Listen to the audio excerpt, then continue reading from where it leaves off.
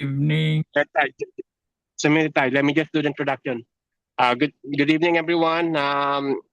Thank you once more for joining us. Today is our Monday schedule for our group Bible study.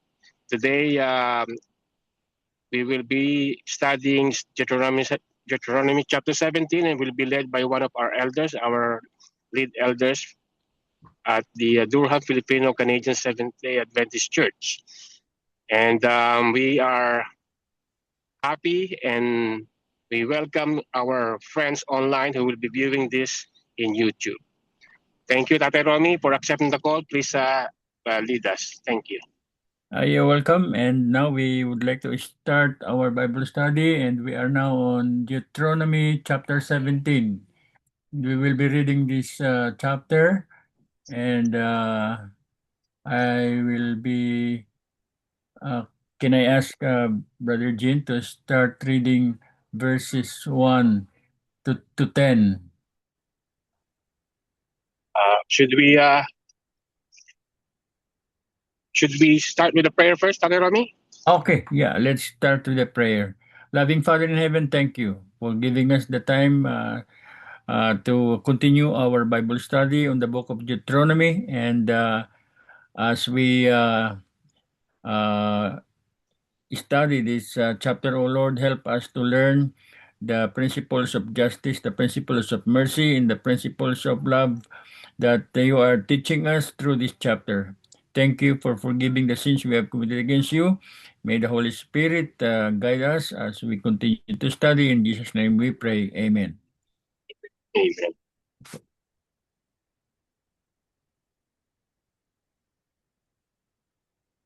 You are muted, Brother Jean. Okay, thank you. Okay. Starting verse 1, okay. Thou shalt not sacrifice unto the Lord thy God only bullock or sheep, wherein its blemish, or any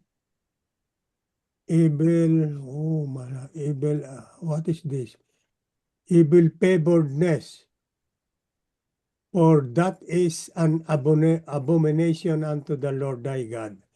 If there be found among you within any of thy gates, which the Lord thy God giveth thee, man or woman that hate wrought wickedness in the sight of the Lord thy God, in transgressing his covenant, and had gone and served other gods, and worshipped them, either the sun or moon, or any of the host of heaven, which I have not commanded, and it be told thee that thou hast heard of it, and inquired diligently, and behold, it be true, and the thing certain, that such abomination is wrought in Israel, then shalt thou bring forth that man or the woman which had committed that wicked thing unto the gates,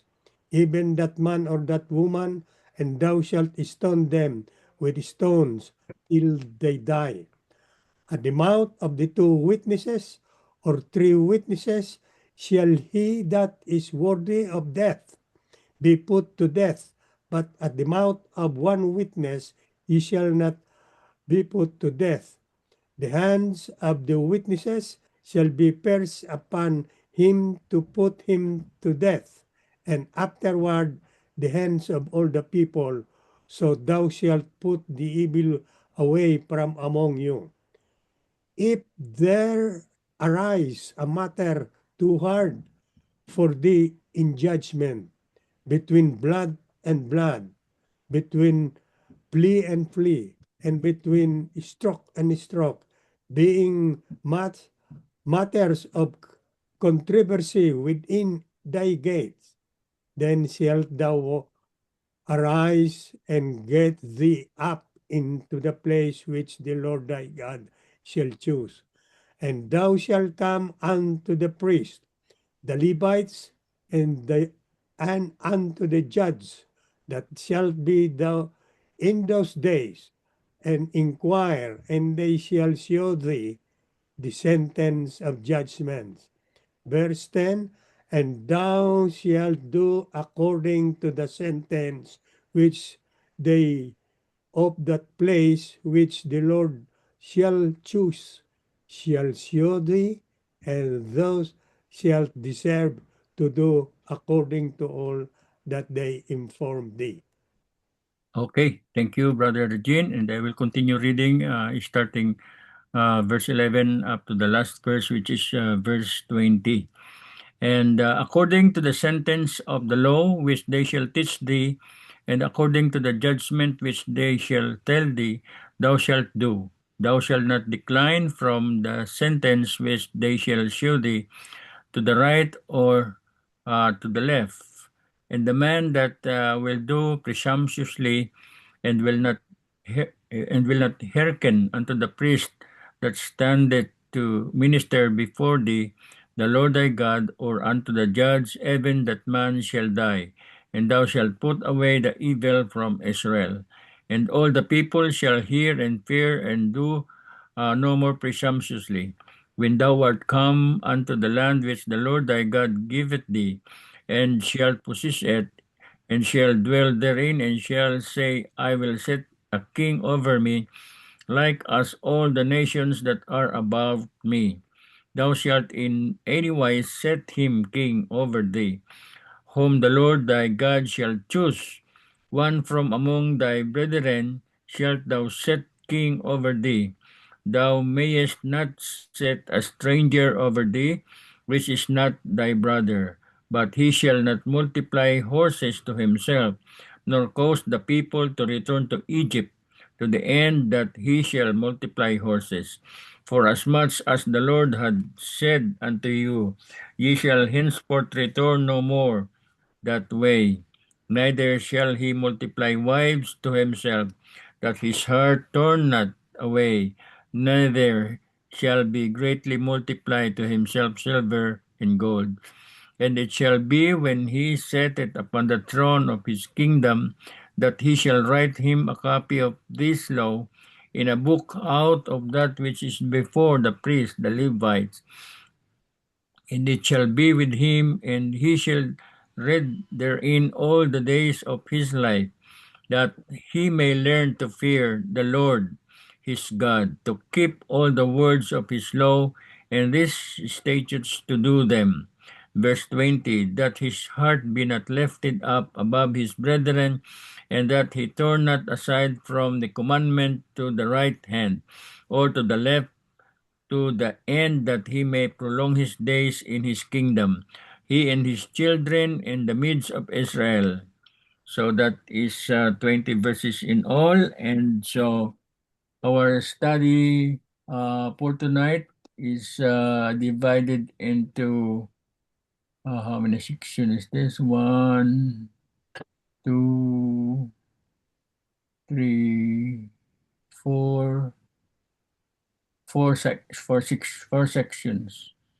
And so the first section of our study for tonight is focused on verse 1, which says, "It you must not sacrifice to the Lord your God an ox or a sheep that has defect, anything seriously wrong, for that is abhorrent or that is abomination unto the Lord your God." So God is not allowing. God forbids offering a blemish sacrifice. Those with defect, He is not allowing the sacrifice to be offered on His altar. And this verse is also showing that worship must reflect God's holiness and excellence.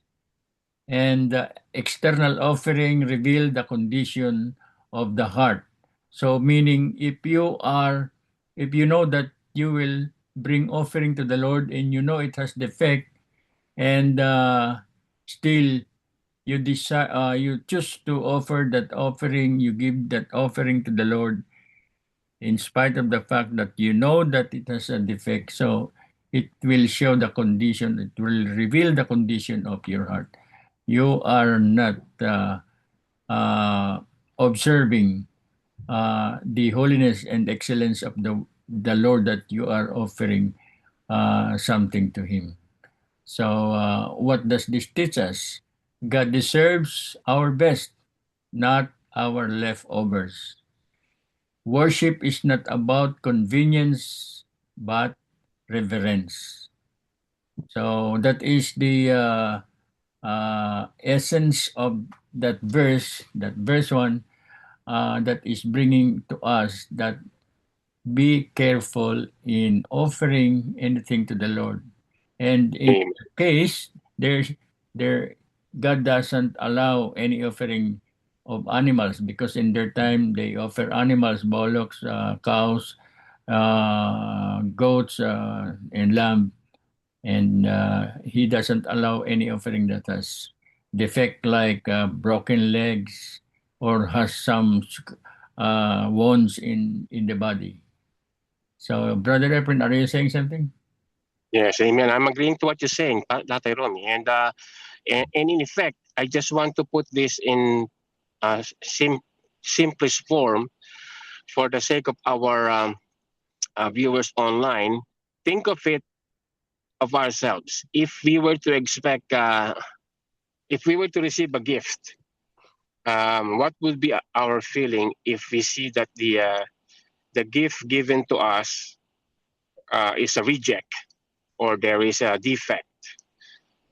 For example, an electronics, a cell phone, for example, and it's not working. The battery or the screen, there's a crack. We will be very disappointed. Now that's only a gift, right? Now, what about if we are going to buy from our own money something that is very valuable?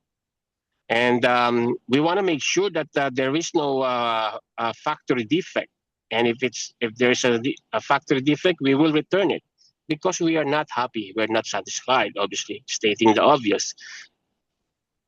And therefore, what the Lord who created us, the Lord who created everything and created us, if we were to worship Him, then of course we will give the best. What's the best? And now and hence the Lord stated in this chapter, as you pointed out, Ate Romy, there should be no blemish.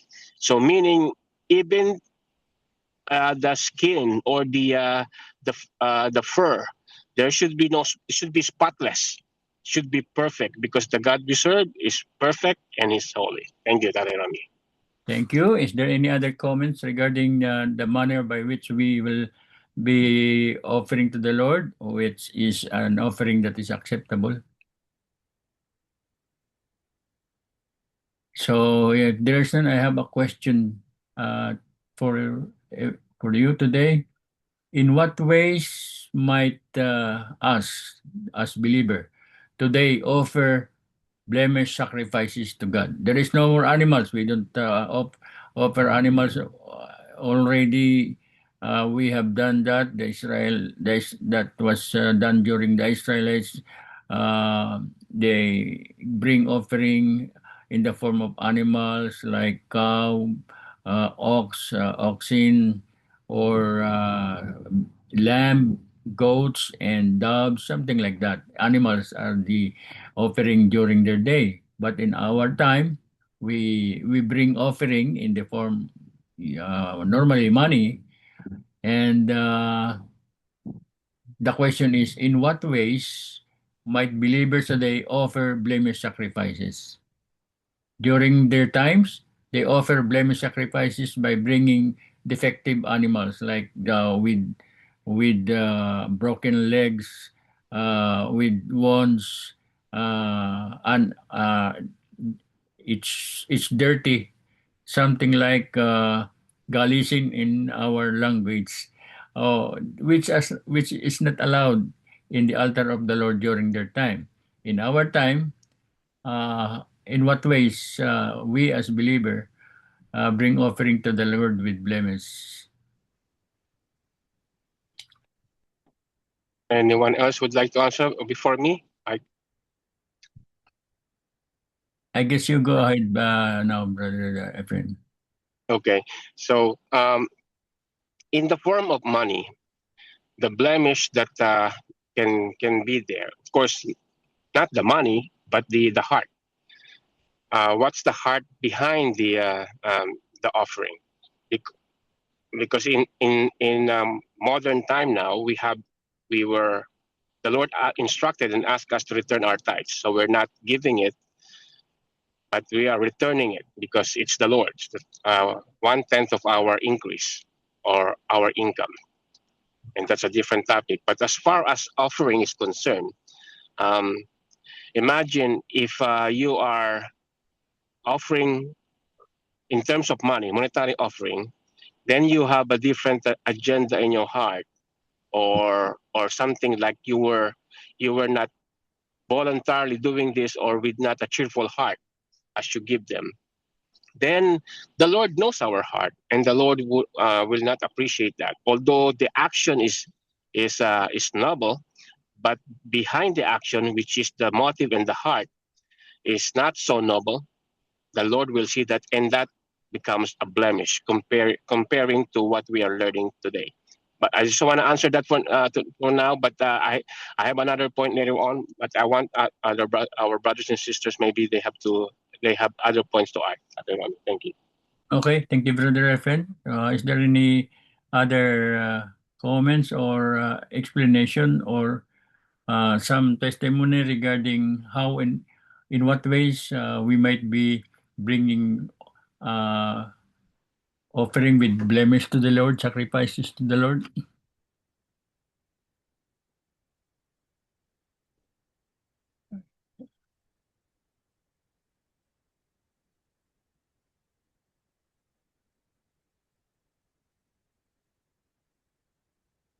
Sister Belinda, we can use Tagalog. Pero tayo mag-Tagalog kasi ano to sa Pilipinas eh. Kung gusto mong mag-share. O Tatay Jean. Okay. Actually, Brother Efren is right. When we are offering something or when we are giving sacrifice, God looks at the heart. He doesn't look on the quantity or on the amount of money that you are bringing when you are offering money or any sacrifice. He doesn't look at the value, but he looks at the heart of the giver or the offering the person offering. Uh, because it it's not everybody who brings offering are not the same in terms of amount and in terms of value, but like the verse in 2 Corinthians 9:7 says, God loves a cheerful giver. So when we offer something to the Lord, God is looking at your heart. He is not looking at how much the amount you are giving. But if you are giving something, even though it's uh, in a form of a very small amount, but it is your heart is with your offering. Your heart is with it. God is looking at your heart, and He is counting. He is not counting how much you bring as an offering, but He is looking at how much your heart is with your offering.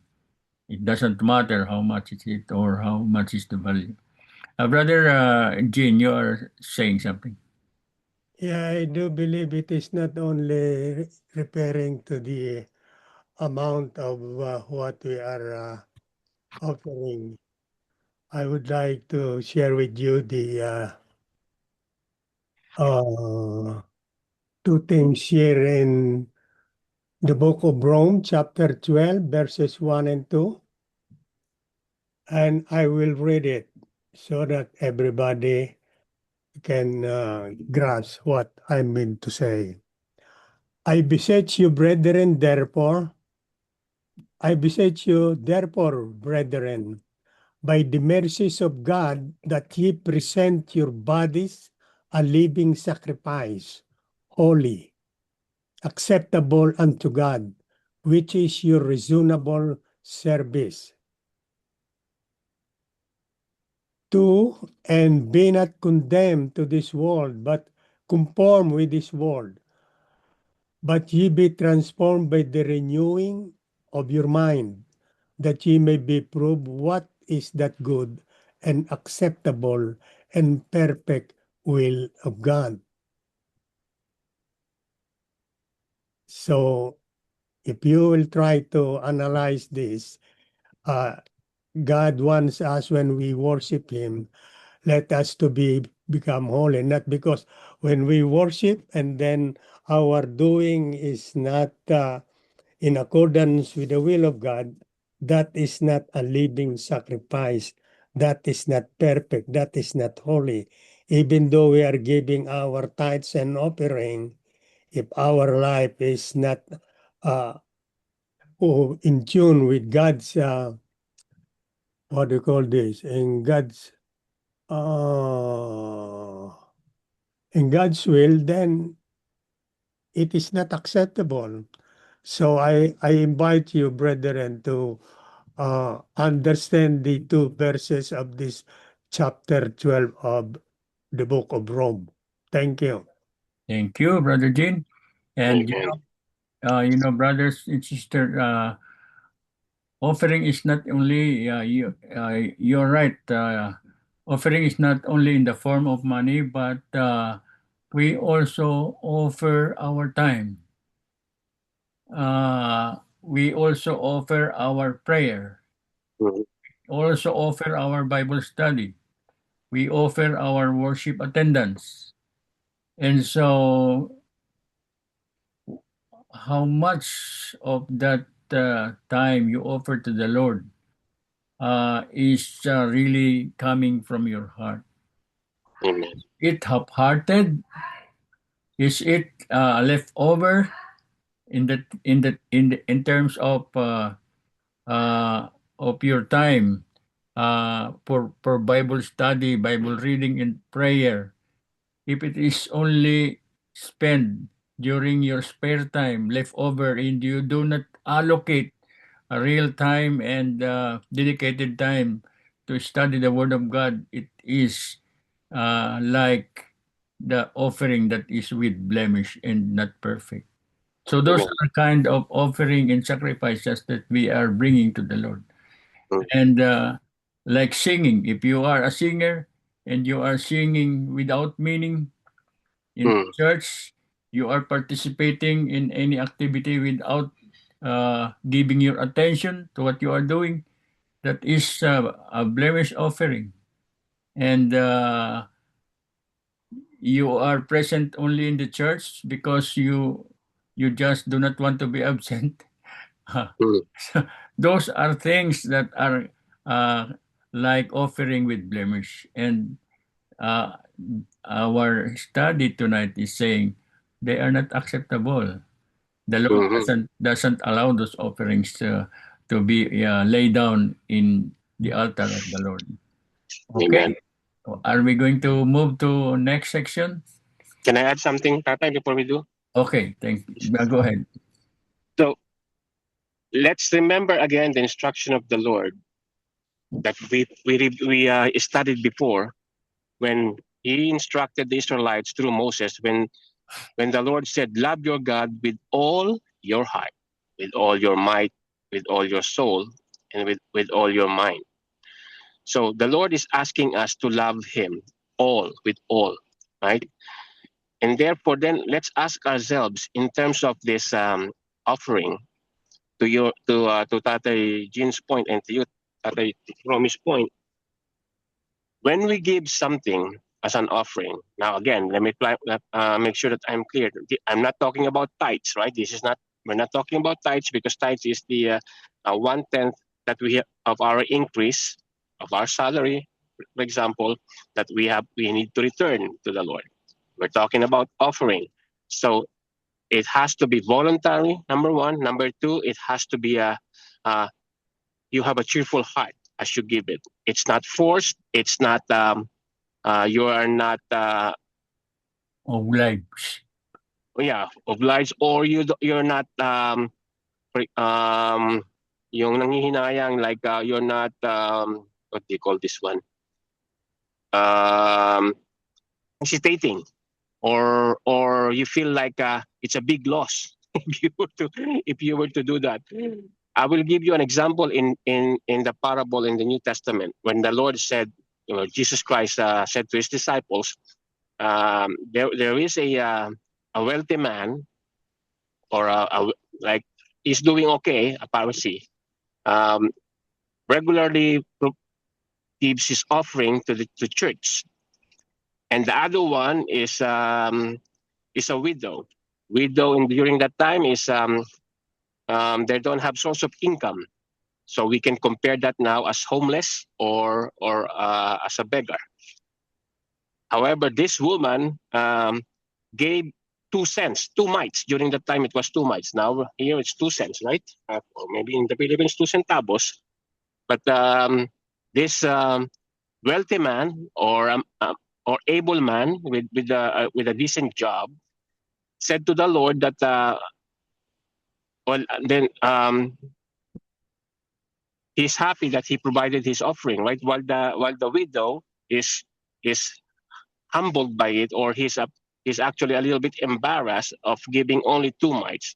But then the Jesus Christ asked his disciples, who do you think was more blessed?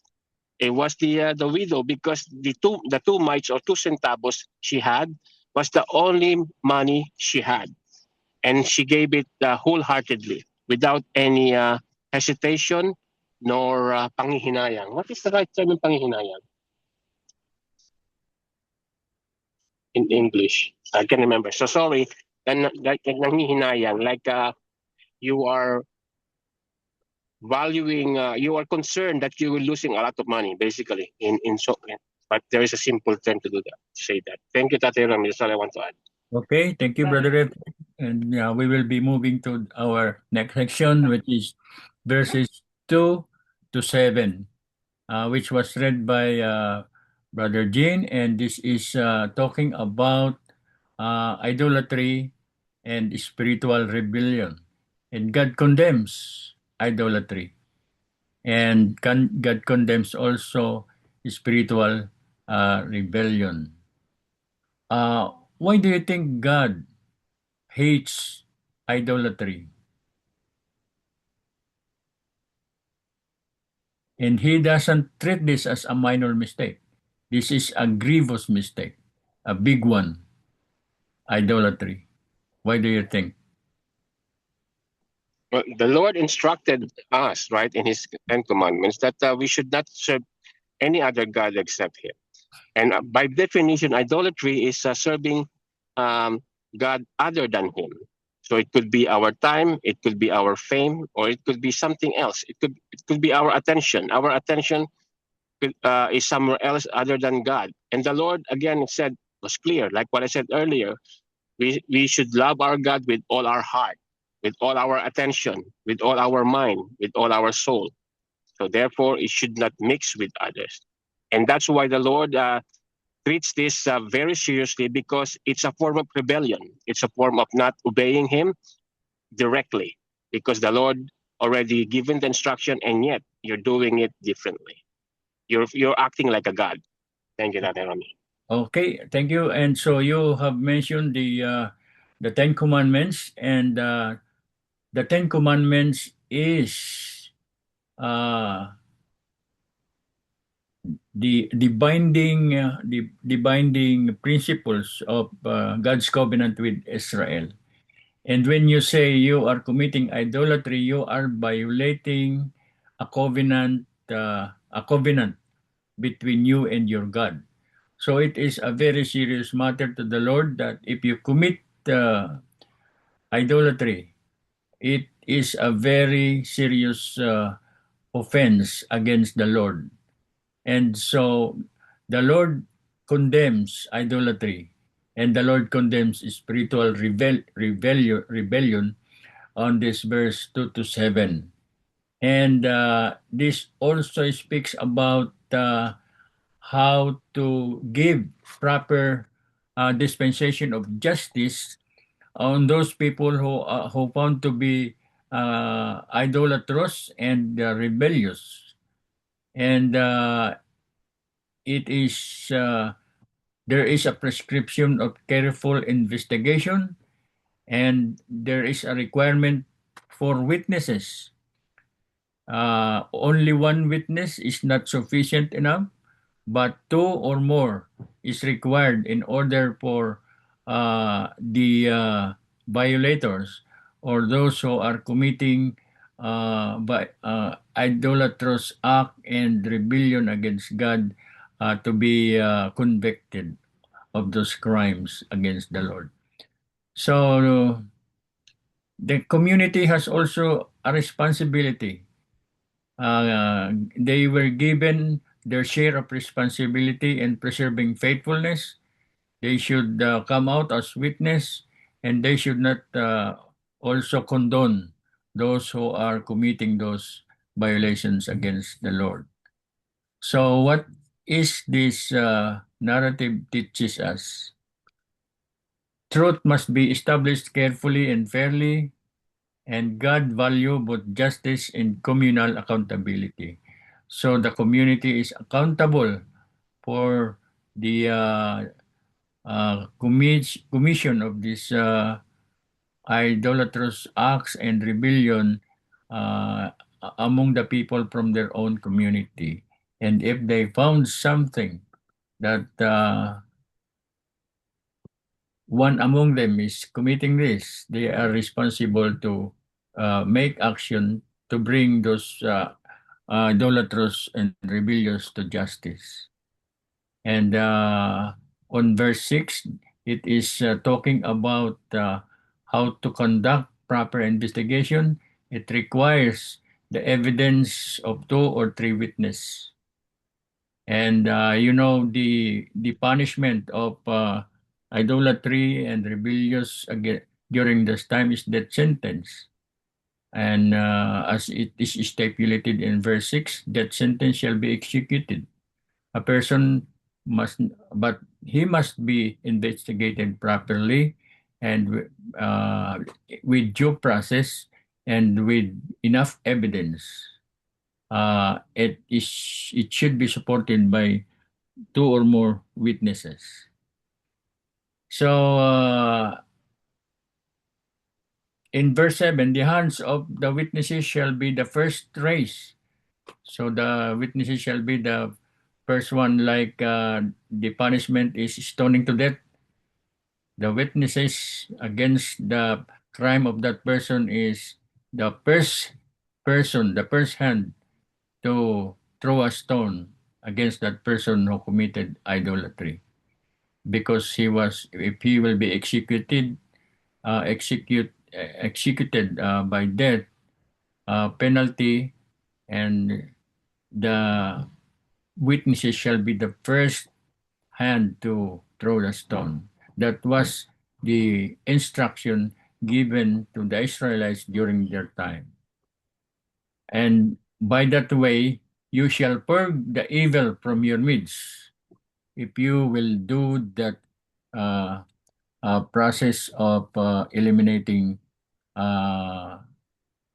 violators of God's covenant in the community of the Israelites during their time. So is there any comment you can give regarding how justice is being dispensed to the people of the community of Israel during this time when they violate the covenant of God? Yes, I have something, but I will put it now in a question form. My comment. So I absolutely agree in everything what you said. We're talking about idolatry here. That's the crime we're talking about, punishable by death, right? Meaning serving God other than God, or yung Diyos-Diyosan, hindi totoong Diyos, is because the Lord is very clear in His 10 commandments that you shall serve no other God but me. Now, why then the Israelites must have to adhere into this instruction, and then ensure that when they find someone violating this, or serving other, like the false god, why they have to report it, and why they have the why on the investigate. You mentioned it clearly, because it has to be a fair and full. But my question is this: why they have to enforce this? Why the Israelites have to adhere to the instruction of the Lord? Is there anything will happen to them if they don't? Okay, That's my that's a good question. Is there anybody who would like to answer the question? Number one question is, why are they supposed to do this instruction of the Lord? And if they do not follow the instruction, do they have any punishment, or are they committing sin against the Lord?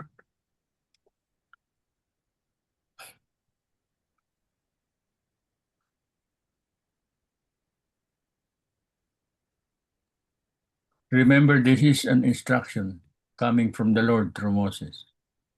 And I this, think it would be a sin. okay, Sister Allison, please go ahead. Yes, sorry. I think it would be a sin to disobey God, period, Yeah. because He know what is best, right? And I was thinking the same thing. I was smiling here because the same question I was thinking about what Brother Ephraim asked. And when you disobey God, the Bible said that to obey is better than sacrifice, and to hearken than the fat of ram. So when we go back to the Bible and we see that what Saul did, King Saul, he disobeyed God because he did not kill out the people that God asked him to get rid of, because they were idolaters the same way. And because that happened, his throne was taken from him. So when we go back to these things, we see that God know what is best, and God want to get rid of idolatry. That's why He wanted the children of Israel, because He knew that they would follow in those footsteps when you don't get rid of idolatry. So that's what I wanted to say. Okay, thank you very much, Sister Allison. And as you all know, the theme of this chapter 17 is God's order for worship, God's justice, and the leadership of His people. So the result, if anybody would not do as they were instructed to do, what will happen to God's order for worship? What happened to justice? What happened to the uh, good leadership that God would like to happen in this community? So if they receive this as a part of their covenant relationship with the Lord, and they do not follow what is in the covenant agreement, Sister Allison is right. They are committing sin because they do not follow the Lord's instruction, and this is for their own good. Brother Dennis would like to say something. Yes. God wants the Israel to follow their instruction to make them holy. Mm-hmm. God chooses Israel to be an instrument to bring the message of the message of salvation to those who are around and nearby of this Israel, so that the people who don't know God can realize that these people represent God. So I believe that is the very reason why God always want to follow His word by the Israel, so that they can show to the people around them that they are representing God. Mhm.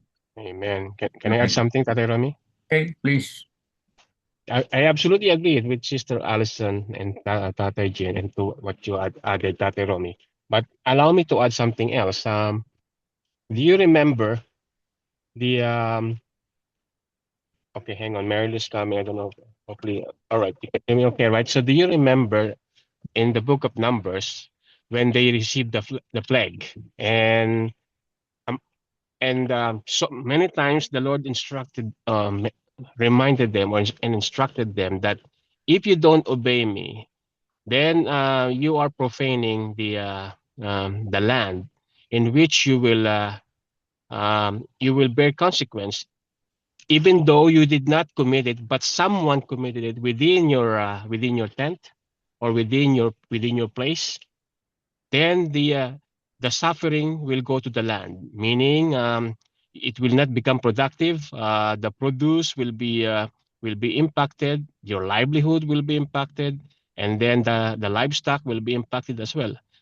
And to all the things that you said, that is absolutely right. But in addition, the Israelites also are concerned that the punishment of the Lord to the land will impact them. Therefore, they want to make sure that no one within their gates, within their tents, will violate this number one instruction of the Lord, not to do rebellion or idolatry. Thank you. Okay, thank you. Is there any other comments? And it is true. So those are the reason why those instructions were put in place by the Lord, the God of Israel, during their time to maintain that worship, order of worship, justice in the community, and respectful leadership. It is a protection for the betterment of His people. And those are part of their covenant relationship, that to be my peculiar people, to be a holy nation, and to be seen by other nation around you as a witness for God's power and God's glory. You should be doing this. And if you do not do this, it is a violation of our covenant. Therefore, you are sinning against the Lord who gives you the instruction and you're not following.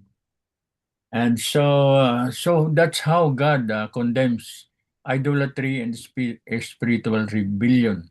There are disciplines that should be uh, given to those who are violators, and it is not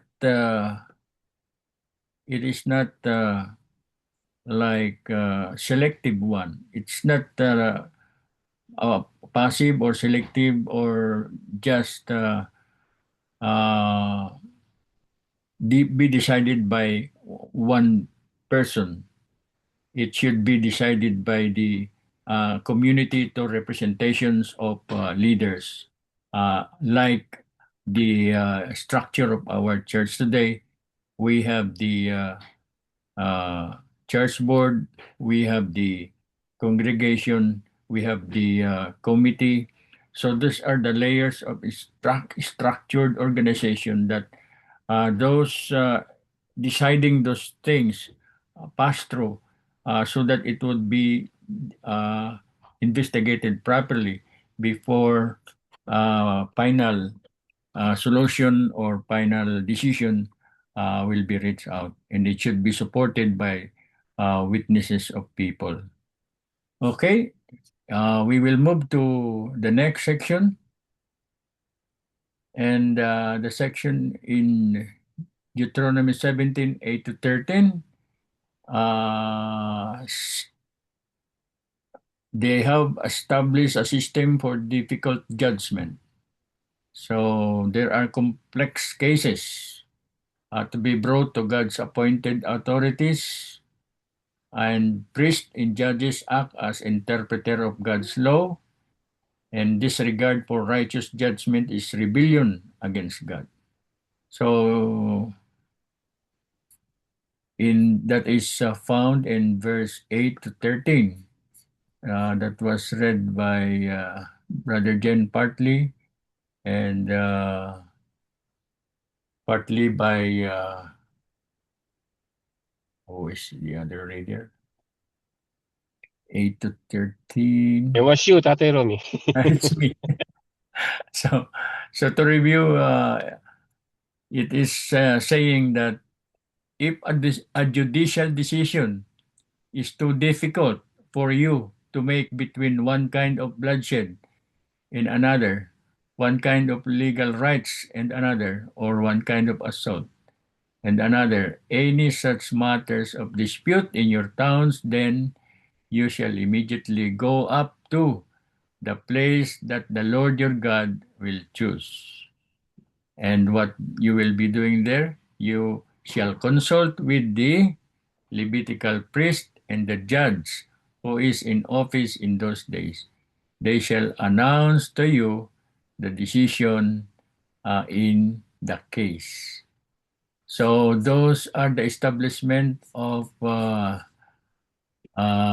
system for making decisions during their time. Mhm. There are group of people who will bring the case to the priest and the what they call the priest and the The judges. judges. Yeah, priest and Yes. judges.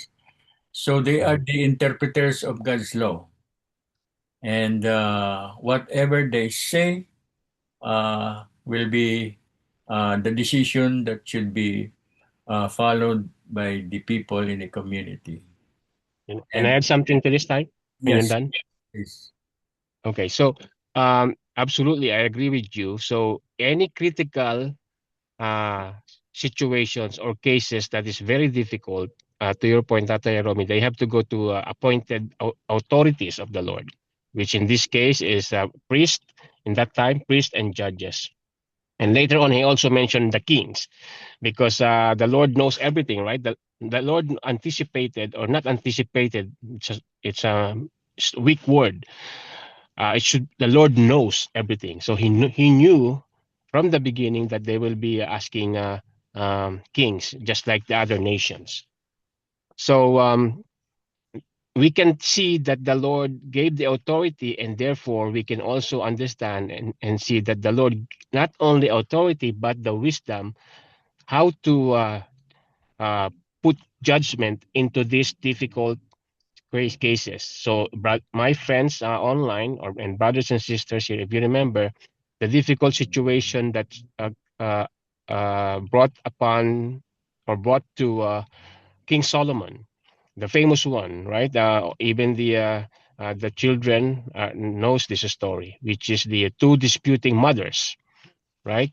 One claimed that this is that's his child, and the other claimed that is no, that's my child, and so they don't want to give up. And then the King Solomon gave a test to both of them to find out who will show with compassion and love and real love, a mother love. So therefore, King Solomon passed judgment into this situation and said, "Okay, since no one would like to give up, and both of you claiming that this is your child, then let's divide this child.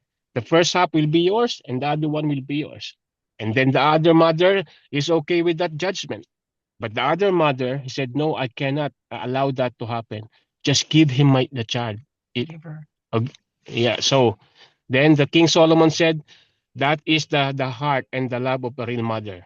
Give her the child, not who said who would willing to sacrifice and give the child to the wrongful mother." Thank you. okay. So we can see from this section that God is a God of order, not God of confusion. He established a system of order that when the community of believers follow, there will be no problem. The problem arises when the people in the community doesn't follow the established order in their community. And in our case, in our time, in our church, if established order or rules are not being followed, then problem problem arises also. So, Brother Jin, you're on mute. Okay. In our time, what we're going to do when there is a problem that we cannot make a decision, we have to use the instruction in our church manual. You're right. The operational reference of church, local church, is the church manual. And it was given to the local church for orderly operation of the local church, even of the higher organization like conference and mission. So that is the reference of our operation in our church. But what happened? Sister Allison, are you saying something? Go ahead.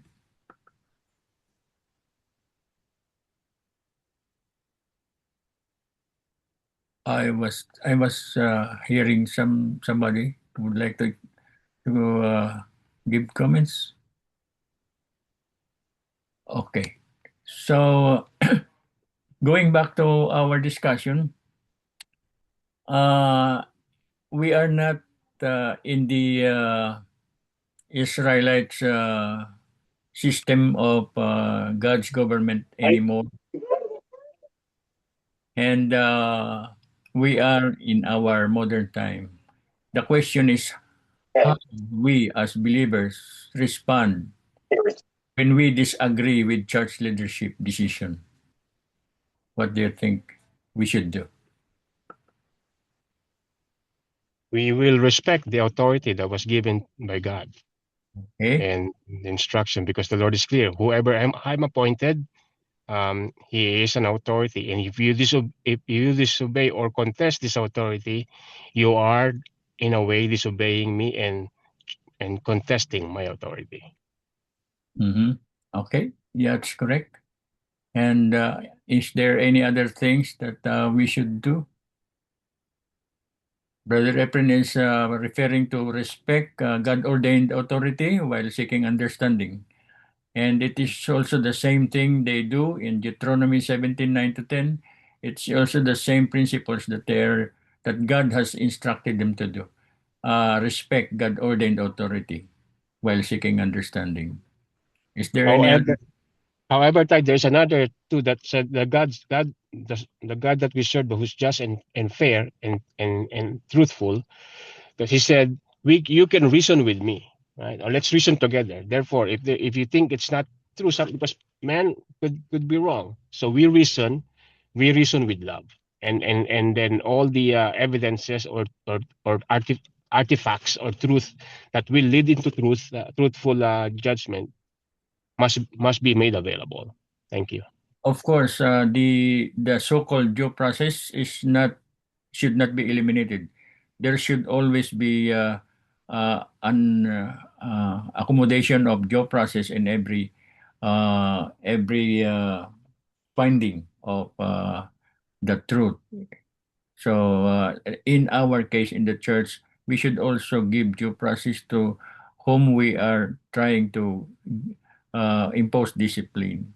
And because even God has shown us that due process should be accorded to anyone who is accused of something which in violation of God's order. Okay, thank you. Anybody else?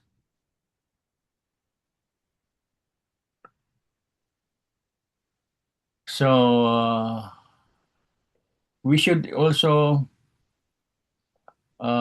look when we are doing discipline. Let us look at the motive of our organization. What is our motive in the dispensation of discipline? If our motive is not redemptive, if our motive is not restorative, it is against the principle of God's way of giving discipline. When we discipline in the church, it should be restorative in nature, redemptive in nature. If the motivation is anger, if the motivation is condemnation, that is not to be proceed as a way of disciplining members who are erring in the church. So let us remember that the motivation of our disciplining erring members is to bring them back to the church. That is why the process in Matthew 18, chapter 18, talk to him first. If you win, the Lord is have pleasure in what you did. If he will not hear you, bring witnesses, bring an elder.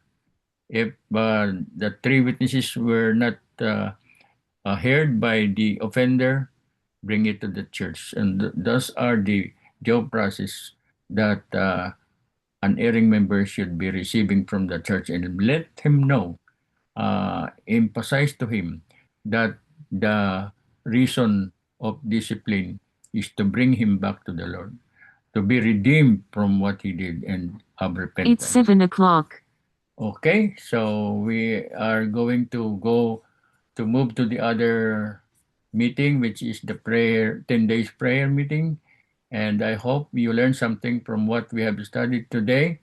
And this chapter, Deuteronomy 17, reminds us that whether we in worship, whether in giving judgment or leadership, God remains the ultimate authority. It is not based on the authority of any man, but the way we should worship, the way we should judge, the way we should lead the people, it should the authority of God should remain the ultimate basis of our leadership. When His word governs our lives, the result is faithfulness, justice, and blessing. And Brother Epen will pray the closing prayer. Amen. Thank you, Tate Romy, for leading us. Our friends online, we hope and pray that your Christian or your spiritual walk with the Lord will continue to be enhanced through the help of the Holy Spirit through this lesson. Let us all pray. Heavenly Father, we are thankful, Lord, that once more you have blessed us an opportunity, a holy hour of being with you, to be reminded of your clear instruction about the severity, about the seriousness of giving an offering to you. It should be the best because you are our God and no one else like you. You have created everything out of nothing, meaning it's void and empty and dark, out of darkness. You are the only one who can do that, oh Lord. We praise you and glorify your name. We also thank you for your love, and because we are sinners, we don't deserve you because your holiness, you are holy, Lord. But you sent your only Son to die for us, our Redeemer Jesus Christ, so we can be saved from our sins. For there's a power in the blood of the Lamb, and that's why when we provide our offering, it should be coming from a genuine heart, from a generous, from a cheerful giver heart, and it should be wholeheartedly. Thank you, Lord, for reminding us this, and we should not serve any other God but you alone. Thank you, Lord, for this opportunity. Thank you for sending the Holy Spirit to guide us and to lead us by using Tatay Ron. May our friends from online will be blessed as well as we are blessed from this lesson, and continue to be with us. Forgive us from our sins, O Lord, as we transition to our prayer meeting, our 10-day prayer meetings. Forgive us for our sins. In Jesus' name we pray. Amen. Thank you, everyone. I'm going to stop recording now, and we are going to transition to our 10 days prayer meeting. Thank you, Brother Efren. And now we